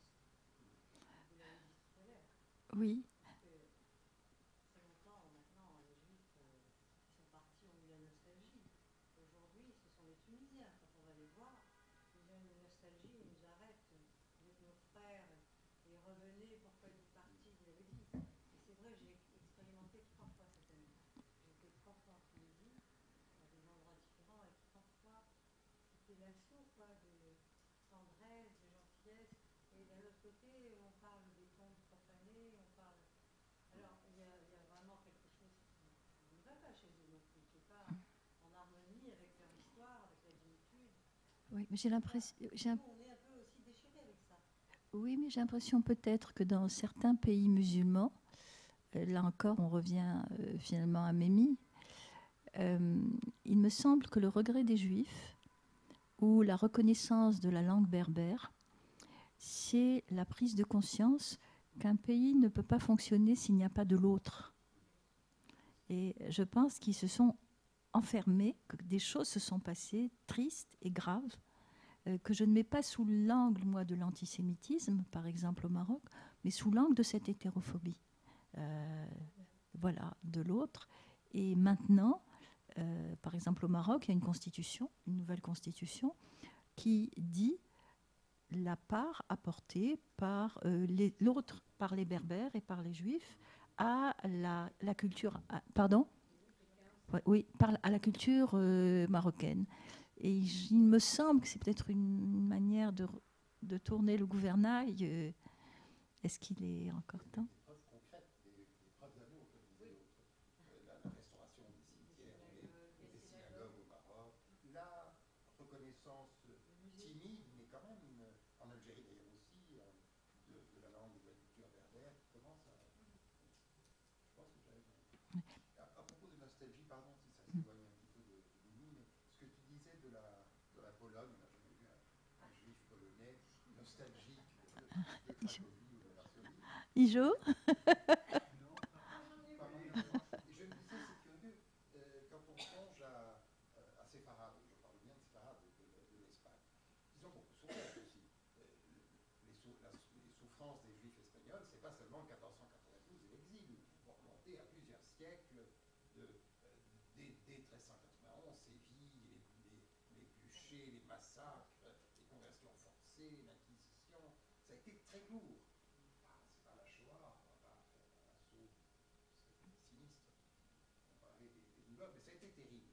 Et pourtant, les Juifs séfarades, je parle des vrais, là, je veux dire, originaires d'Espagne, conservent cette nostalgie, un demi-millénaire après, cet orgueil d'appartenir à cette vieille civilisation juive espagnole, alors qu'ils ont été très maltraités par leur marâtre espagnol. C'est assez curieux, Oui. cette différence radicale avec l'expérience achénante. Je pense que la Shoah a tout recouvert. Il y a néanmoins des petits noyaux. Par exemple, il y a des pèlerinages chassidim en Ukraine qui sont vraiment très très importants parce qu'ils passent au-delà de la Shoah. Et finalement, dans une autre racine, il y a le Festival des cultures juives à Cracovie, qui est également quelque chose comme ça. Mais je pense que c'est parce que non seulement la Shoah, mais disons le XXe siècle, qui en Pologne a été un siècle très antisémite avant la Shoah même, a recouvert ça. Mais il ne faut pas oublier que la Pologne a été un des pays qui a accueilli les au XVIe siècle, venant au XVe, XVIe, expulsés d'Espagne. Une partie, il y avait un rituel à l'intérieur de la prière, un rituel qui s'appelle Stard, qui n'est pas séparable, Stard. Donc il y a eu, mais tout ça a été recouvert. Mais vous avez vu le musée aussi Oui, mais ça c'est tout récent. D'accord. En plus, il a été fait en grande partie sur fonds privés. Bon, et puis il y a aussi le désir de réécriture de la Pologne, de dire on est super très bien chez nous. Donc c'est compliqué, mais je pense que c'est quand même la Shoah qui a tout, la mémoire de la Shoah qui a tout. Je pense qu'il y a des Polonais nostalgiques. Pardon? Oui, moi je pense qu'il y a des Polonais nostalgiques. Les Mais Polonais si je l'ont vais parler de ce Oui. que je connais, là, de ce que j'ai vu, nous avons été à Auschwitz avec un couple de Oui. Polonais qui avait, lui avait été au camp d'Auschwitz et il avait été 5 ou 6 camps avant. Mais il a été dans son village d'origine, Slakov, ça s'appelait, et il a été reçu comme un roi. On nous a tous reçus et il y avait quelque chose d'indicible, un peu comme nous allons parfois en Suisse. C'était formidable. Oui, oui, Le bien genre sûr. de mémoires individuelles sont quelquefois très trompeuses parce que j'ai le souvenir d'un ami qui avait été au camp avec moi, qui est retourné, qui est décédé il y a quelques années, qui est retourné dans sa petite ville en Pologne et a demandé il était devant la maison de ses parents, la femme ne connaissait pas, il lui demande est-ce qu'il y a un cimetière juif? Je veux le voir, il y a mes grands-parents qui sont enterrés dans ce cimetière, et la dame lui répond il n'y a jamais eu de juif ici, et à ce moment-là il se tape les mains contre la tête et il baisse comme ça, c'est pas possible, et il voit que ses pieds sont posés sur des pierres tombales juives. C'est l'effacement Oui. concret Oui. de l'histoire. Je viens saluer cette merveilleuse professeure. J'ai pas pu assister au cours parce que j'ai mon cours d'hébreu. Je savais bien, je vous avais reconnu. Ça va bien. Je suis désolée parce que vous avez changé l'horaire. La dernière fois, ça me correspondait. Là, j'ai pas pu venir. Et vous recommencerez un petit peu à faire des cours. L'année prochaine, certainement. Bonne soirée. Merci, à bientôt.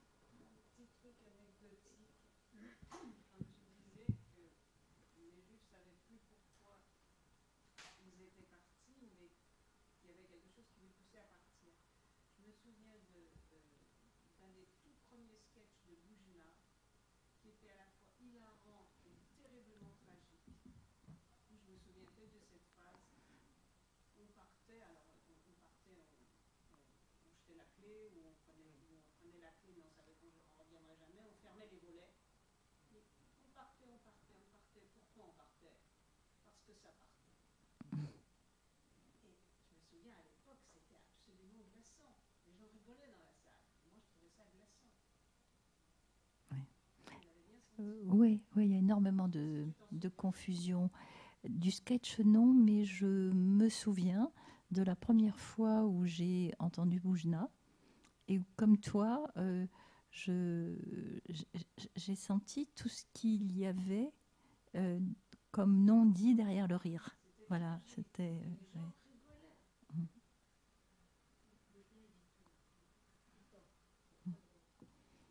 Moi, j'ai envie de dire des petites choses par rapport à cette histoire de mémoire. Et d'ailleurs, je pense qu'il l'aborde aussi, le livre dans son. C'est-à-dire qu'il est très lucide sur les enjeux de pouvoir, qui sont toujours quand même. La mémoire est aussi prisonnière de ces enjeux-là. Voilà. C'est pas comme ça. C'est-à-dire, moi, sur la Pologne, c'est vrai ce que tu dis, que la Shoah a recouvert. Mais par exemple, moi j'ai beaucoup d'amis, j'ai quelques amis, je les appelle les Polonais juifs, parce qu'ils sont venus en 68. Après la dernière grande campagne antisémite, ils sont venus étudiants ou même enfants, bref. Ben, ces gens-là ont un tout autre rapport à la Pologne.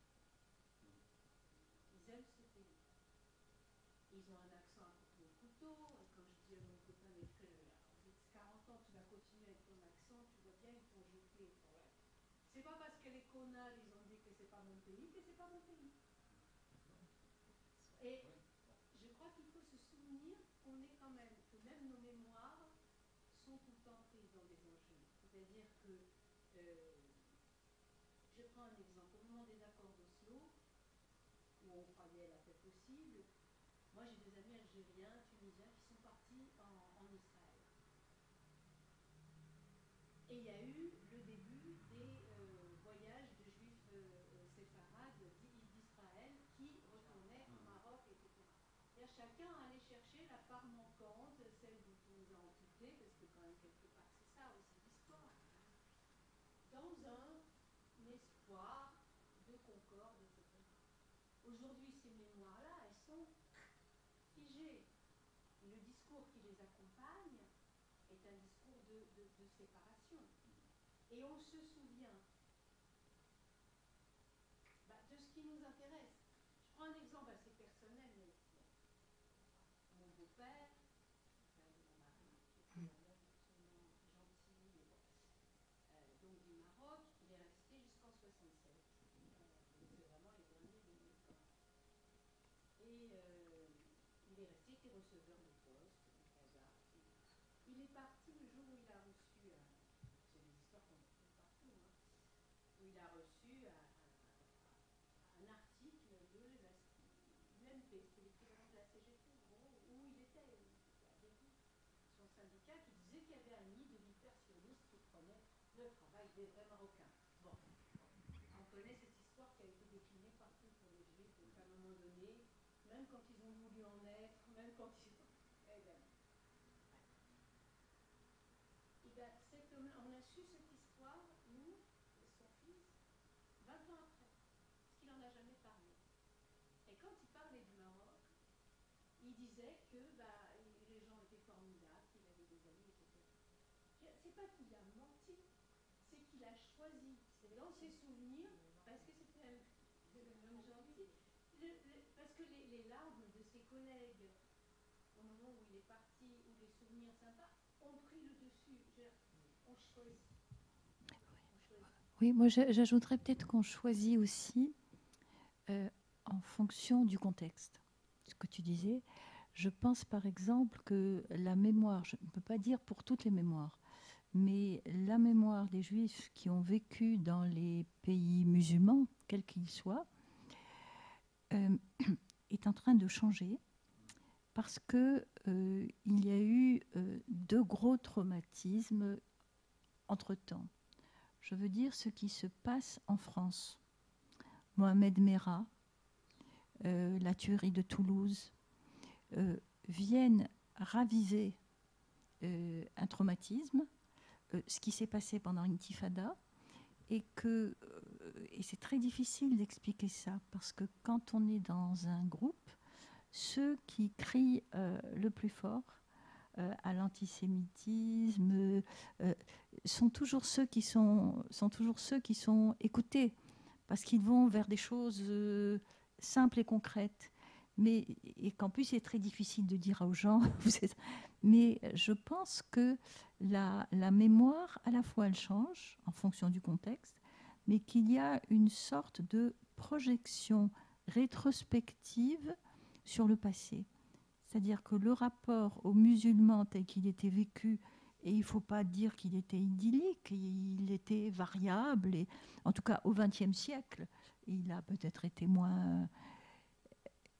Et comme impacté par la représentation du Palestinien en Israël, du type des banlieues en France, et que pour un certain nombre de gens, il y a une espèce de personnages comme ça mixtes, mais certainement malveillants ou effrayants.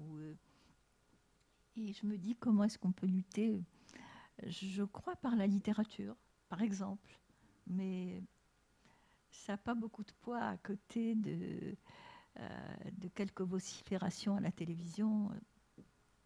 Joël, on ne vous a pas entendu?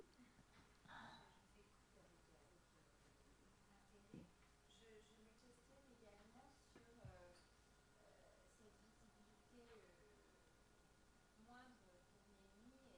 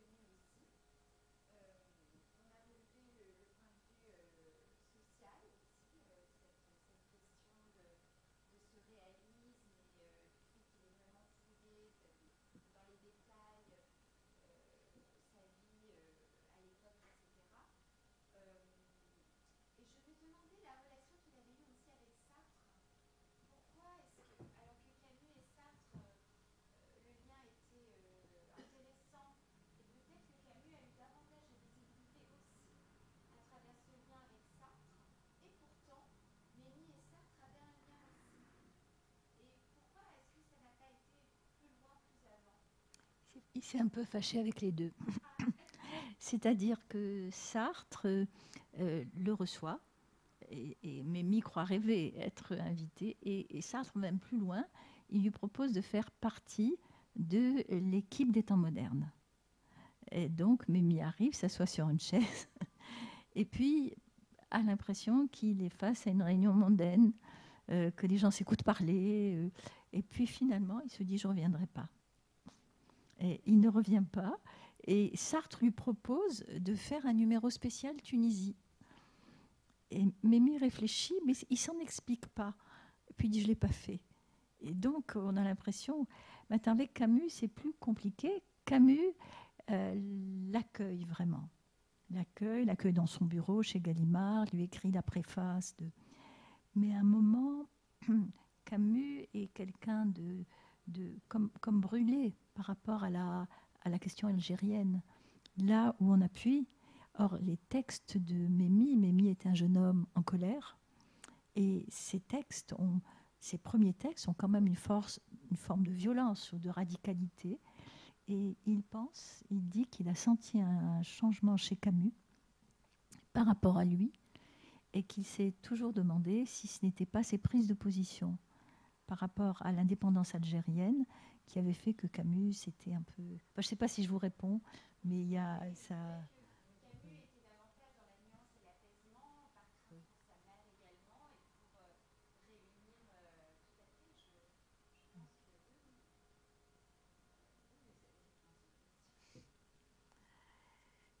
Peut-être que la jeunesse aussi ne comprend pas tous ces enjeux, parce que, bon, on n'a pas vécu, l'histoire n'est pas tout à fait écrite, il y a beaucoup de dissimulation, d'hypocrisie dans les histoires sur le Maghreb, donc elles ne sont pas nettes encore. Ouais. On a travaillé beaucoup à la Société d'histoire des Juifs de Tunisie pour le colloque, pendant lequel on a beaucoup échangé avec les Tunisiens, avec les internationaux, mais il n'y a jamais eu vraiment une histoire des groupes étrangers en Algérie. Enfin, il n'y en a pas suffisamment encore. L'hétérophobie, c'est ce terme est formidable. Le venez demain à la DILCRA. Je trouve ça formidable. Bon, mais à part ça, le Maroc, c'est plus net, mais il y a une certaine ombre, il y a des ombres sur l'histoire. Et les jeunes ne comprennent pas très bien. Quand on veut leur expliquer l'histoire de ces minorités, on a toujours du mal. Peut-être aussi qu'il y a une chose, après moi je vais conclure, je ne vais pas vous garder, moi je serais restée encore 1 heure, mais je crois qu'un écrivain a besoin de champions. Je vais essayer de m'expliquer. Au niveau des critiques littéraires, et quand il est politiquement, il a besoin de troupes. Alors par exemple, je pense que Jabès, tu parlais Brigitte de la non-reconnaissance, Jabès jouit d'une très grande reconnaissance. Mais pourquoi ? Parce que Derrida a découvert Jabès, qui m'a avoué une fois qu'il ne comprenait rien de ce que disait Derrida, mais que du moment qu'il parlait de lui, il était très content. Voilà. Mais Jabès a eu Derrida. Albert Cohen, par exemple, a eu un certain nombre. Les cahiers Albert Cohen ont fait un travail magnifique où je dirais les plus grands, les plus subtils des critiques se sont attaqués à l'œuvre d'Albert Cohen. Et donc c'est la première chose. Mais la deuxième chose, il y a aussi des écrivains juifs qui sont souvent moins intéressants que Mémie, mais ils ont derrière eux, j'allais dire, leur troupe. Quelqu'un qui se reconnaît en eux absolument sans hésitation. C'est leur champion. Mémie a été trop cassant, il a été trop lucide, il a des positions d'intellectuels qui font que les gens ne vont pas se mettre en rang derrière lui. Voilà, même Albert Cohen. Albert Cohen a écrit des pages magnifiques. Moi, je ne les aime pas, mais c'est autre chose. Sur sa mère, Je trouve le livre dégoulinant, mais c'est terrible. Donc, mais il a écrit des pages, il a créé un personnage qui est Solal. Et chaque jeune juif peut s'imaginer, en Solal. Qu'est-ce qu'il a créé, Mémie? Un personnage déchiré, allant d'un truc à l'autre, Mordechai Ben Ilouch, c'est-à-dire que il n'y a personne. Si on prend Modiano, au départ, a tout de suite disons, un talent reconnu, mais à partir du moment où il écrit Dora Bruder, il y a toute une communauté juive blessée qui lui est reconnaissante d'évoquer cette petite jeune fille qui aurait disparu sans lui. Tu vois, pour chacun, et il me semble, moi, qu'il y a comme ça 2 personnages qui ne sont pas récupérables, qui sont Romain Gary, jusqu'à il y a 5 ou 10 ans, hein, et Albert Memmi. C'est pas, c'est peut-être une. Moi, je vois une petite piste, mais bon, Ouais. la question coloniale, c'est pas rien, parce que quand tu parles d'Albert Cohen ou de Jabès, tu viens pas du Maghreb. Je crois que la question coloniale, elle a aussi joué avec les Juifs du Maghreb. Et juste pour Albert Cohen, bon, le livre de ma mère, certes, mais il a parlé d'antisémitisme aussi beaucoup sérieusement.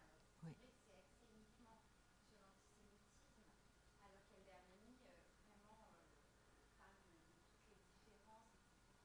Et que c'est beaucoup plus, c'est très riche.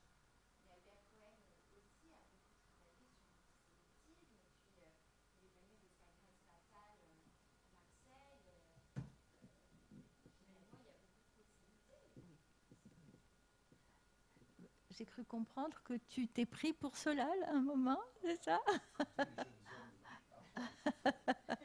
Tu sais que toutes les jeunes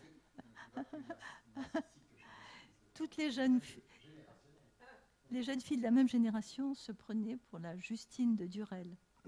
C'était, oui. Albert Cohen a apporté un concept, la tendresse de pitié. Oui, c'est vrai. Et ça, c'est quand même positif. On peut se reconnaître dans la tendresse de pitié. Et on peut passer à côté de l'antisémitisme. Enfin, on peut ne pas adhérer à la haine, à la remise en question. Bon, il y a des choses comme ça qui sont quand même dures et fortes. Le mariage mixte raté, la vision dans une société qui a plus ou moins un consensus d'arriver à briser. Moi, j'ai vécu, je l'ai entendu en Tunisie, comment il était vilipendé, Albert Memmi, au début, par les Juifs, qui ne se sont pas reconnus dans ces romans. Alors c'est trop, plus souvent là, ils les avaient pas. Ils avaient contre lui, oui. C'est un peu ça, vous avez raison. Je vais peut-être vous... Oui, pardon. Enfin non, elle est trop grande, donc on va... Voilà. Mais dire quelle réception dans la pensée post-décoloniale, etc. C'est peut-être un peu trop long, mais je pense au moins à Frantz Fanon, parce qu'ils écrivent à peu près en même temps. Oui. C'est Frantz Fanon l'a très largement emporté. C'est-à-dire que je crois qu'ils en ont eu, qu'ils n'étaient pas très bons. Je crois avoir lu un texte il y a longtemps d'Albert Memmi où j'ai cru reconnaître Frantz Fanon, mais je ne lui ai jamais demandé. Parce qu'on peut encore lui demander. Hein. Ijo et moi, nous étions chez lui il y a 2 jours. Et de 99, oui. Oui, il est... ouais. Mais tu as tout à fait raison. Je veux dire, le cas de Frantz Fanon et d'Albert Memmi montre bien à quel point la nuance et la complexité et chez Frantz Fanon, il y a quand même l'idéologie de la violence. Et ça a marché. Oui.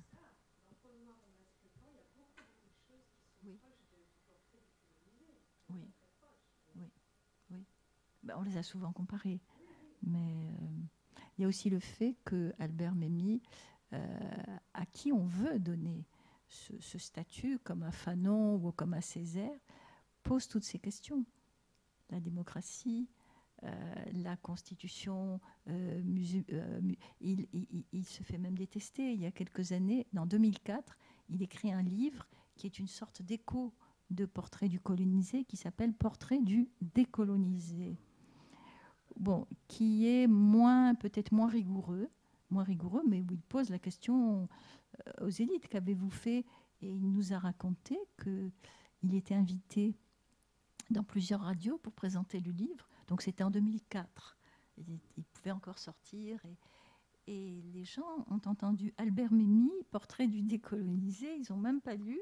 Ils l'ont invité dans les radios. Et quand ils ont lu le livre, ça arrive rarement, il a été désinvité dans 3 radios. Donc, parce que, si tu veux, c'est pas politiquement. Oui. Je pense que vraiment une des raisons par rapport à Fanon, c'est que Albert Memmi est fondamentalement un esprit critique. Alors, dans le Portrait du colonisé, évidemment, c'était l'esprit critique qui s'appliquait aux colonisateurs, mais ensuite, son esprit critique s'est aussi appliqué même avant Portrait du décolonisé, l'hétérophobie des jeunes nations. Donc, finalement, il n'était pas très bien vu par tous ceux qu'il critiquait. Et donc, c'est une assez grosse différence. Et en France, peut-être il y a aussi la culpabilité coloniale qui continue et maintenant, non seulement la culpabilité, mais maintenant avec les études décoloniales, etc., c'est monté 100 fois, donc c'est un petit peu compréhensible à mon avis. C'est peut-être dû à sa méthode tranchante d'analyse. Oui, aussi. Voilà. Il va prendre tous les concepts et il les analyse de manière cinglante. Oui, Parfois. sauf que c'était un jeune homme en colère. Et c'était ça qui faisait la force de ses livres. Et c'est devenu un sage. Je connais peu de gens qui vivent leur vieillesse avec... Voilà, ben écoutez, je vous remercie.